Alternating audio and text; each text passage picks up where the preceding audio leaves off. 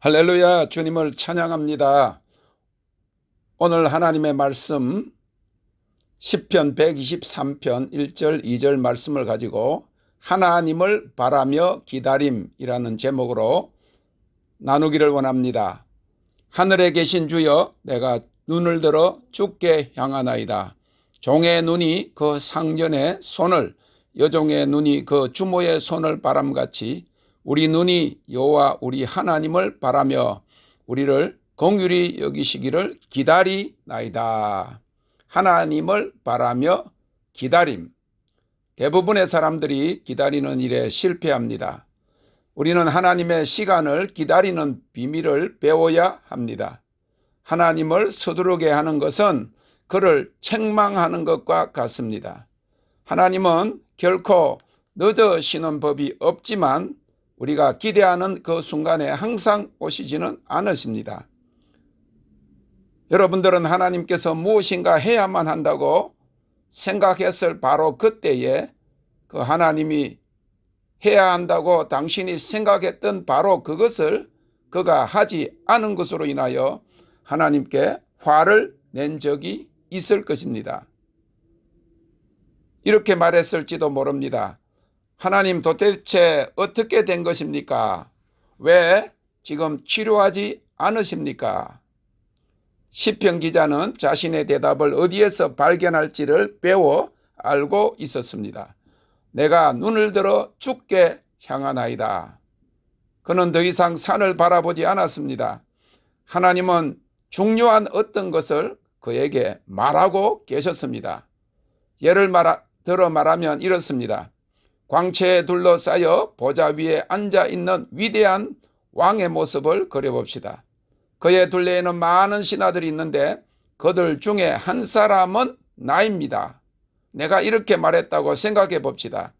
왕이시여, 당신을 위해 내가 해야 할 것이 있습니까? 나는 당신을 위해 무슨 일이든 할 준비가 되어 있습니다. 어떤 설교가 선포되어지기를 원하십니까? 기도를 필요로 하는 병든 자가 있습니까? 왕이시여, 어떤 것이라도 좋습니다. 말씀만 하십시오. 그러면 당장 제가 하겠습니다. 인내하며 그의 말을 들은 왕은 잠시 후 다른 신하들을 향하여 돌아서서 저자의 입을 좀 막을 수 없겠느냐? 내가 필요할 때에 부를 것이다 라고 말씀하고 있습니다. 오늘 본문 시편 123편 2절에 종의 눈이 그 상전의 손을, 여종의 눈이 그 주모의 손을 바람같이 우리 눈이 여호와 우리 하나님을 바라며 우리를 긍휼히 여기시기를 기다리나이다 하였습니다. 종이 주인을 보챌 수 없습니다. 주인이 명령을 내릴 때까지, 주인이 행차할 때까지 기다려야 합니다. 우리는 종종 나는 기다리느니 어떤 일이라도 할 것이다 하고 종종 기다리는 일에 실패합니다. 여러분은 어느 교인이 비록 무엇을 하는 것이 옳지 않더라도 무슨 일이라도 합시다 라고 하는 것을 들어보았습니까? 그것이 혼동에 빠지는 가장 확실한 방법입니다. 주인이 전해줄 말을 하지 않았는데, 뭘 시키지도 않았는데 심부름을 위하여 달려가는 것과 같은 것입니다. 우리가 배워야 하는 가장 필요한 교훈들 중에 하나가 주님의 부르심과 그의 신호를 어떻게 기다리는가 하는 것입니다. 기다림을 배우는 사람들 중에는 두 부류의 극단적인 사람들이 있을 수 있습니다. 어떤 사람들은 가만히 앉아서 하나님께서 나를 사용하시기 원한다면 내가 어디에 있는지도 아시겠지라고 말합니다. 이러한 태도는 본문의 시편 기자가 말한 그런 기다림의 태도가 아닙니다. 또 다른 극단적인 태도는 문을 두드리지도 않고 그냥 밀고 들어와서 모든 것을 엉망으로 만들어 놓는 것입니다. 누군가가 인내는 미덕입니다. 할 수 있다면 그것을 소유하십시오. 그것은 여자들에게서는 거의 발견되지 않으며 남자들에게는 결코 발견되어질 수 없는 것입니다 라고 말하였습니다. 우리는 지금 나의 시간을 기다리는 것을 배우고 있습니다. 어떤 사람이 육지에서 약 50마일 떨어진 바다 한가운데에 무인도로 당신을 데리고 가서 여기서 기다리세요. 곧 돌아오겠어요. 라고 말했다면 당신은 비록 3일이 걸리더라도 기다릴 수밖에 없을 것입니다. 왜냐하면 당신에게 다른 방법이 없기 때문입니다. 그러나 시내 한복판에 내려놓고 기다리세요 했다면 당신은 30분, 1시간 기다리다가 택시를 잡아 타고 와 버릴 것입니다. 그리스도인들이 빠지는 가장 큰 함정들 중에 하나가 이것입니다. 우리가 하나님께서 오셔야 된다고 생각할 때 하나님이 오시지 않으시면 우리는 우리 자의적으로 무엇인가를 시도하는 것입니다. 누군가가 도시 전체를 위한 연합집회에 하나님께서 함께 하시는 것을 물으면 우리는 글쎄요, 그가 함께 하시지 않으시면 우리가 하면 되지요 라고 말하는 경우가 있습니다. 그렇습니다. 우리는 하나님 없이도 도시 전체를 향한 집회를 열 수 있으며 하나님 없이도 교회를 세울 수 있습니다. 단지 약간의 돈과 협력자들만 있으면 많은 사람들이 시작하고 있는 것입니다. 여러분의 자녀가 아플 때에 하나님 내 아이를 위해서 기도하겠습니다. 그리고 당신이 치료하시지 않으시면 그를 병원으로 데리고 가겠습니다 라고 말하는 것은 쉬운 일입니다. 하지만 여러분이 그 아픈 아이와 함께 병원에 갈 수 없는 형편에 처해 있다면, 그리고 여러분을 도와줄 아무것도 없다면 여러분은 하나님을 신뢰하여야만 할 것입니다. 우리 스스로가 그런 일을 할 수 있다면 누가 하나님을 필요로 하겠습니까?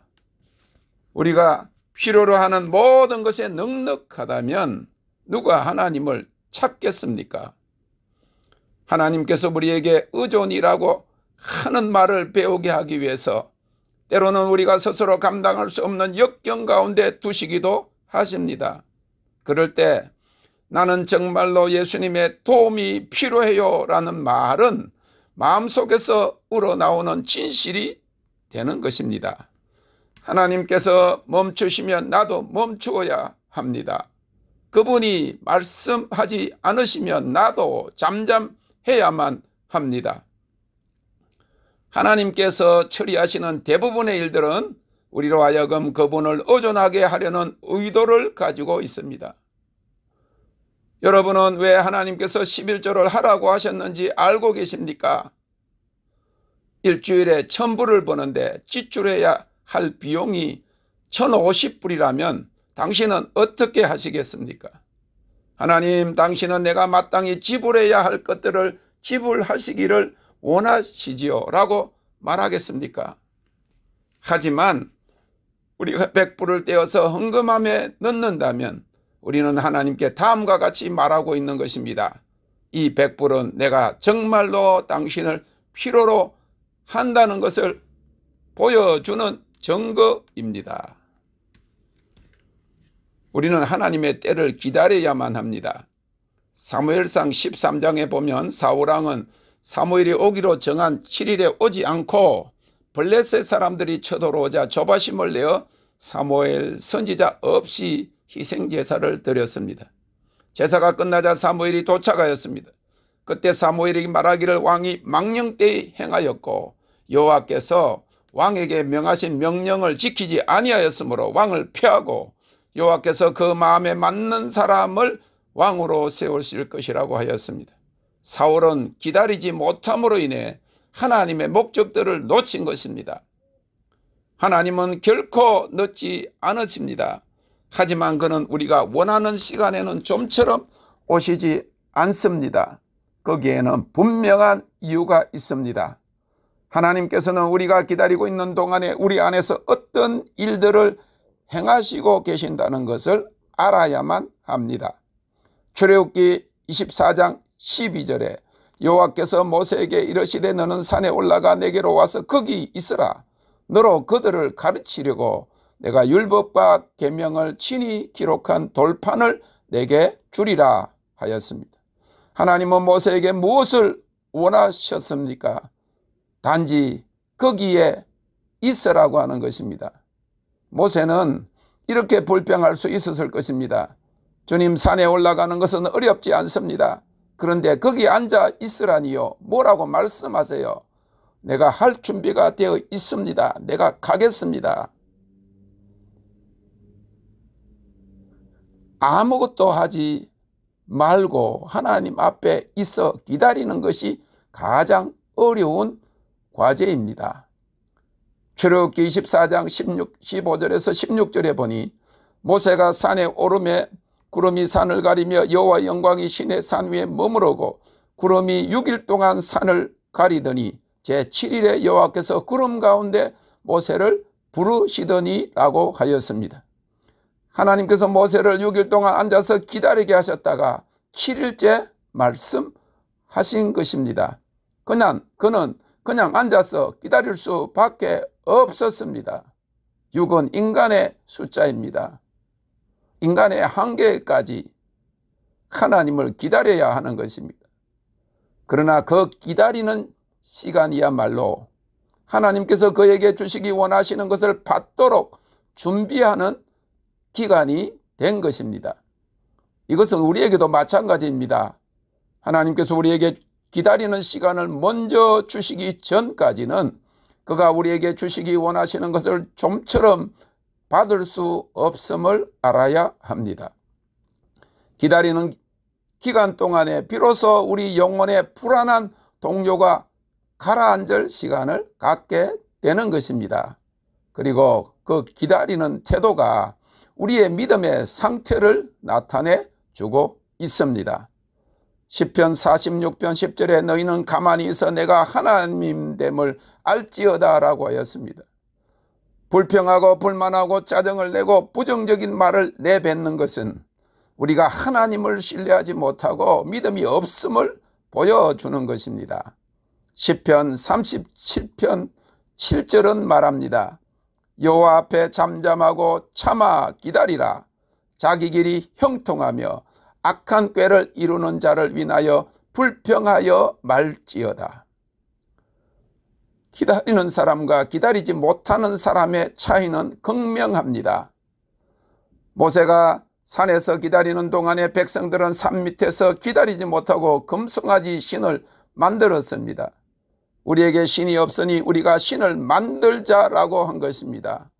이것이 참된 영성과 종교의 차이인 것입니다.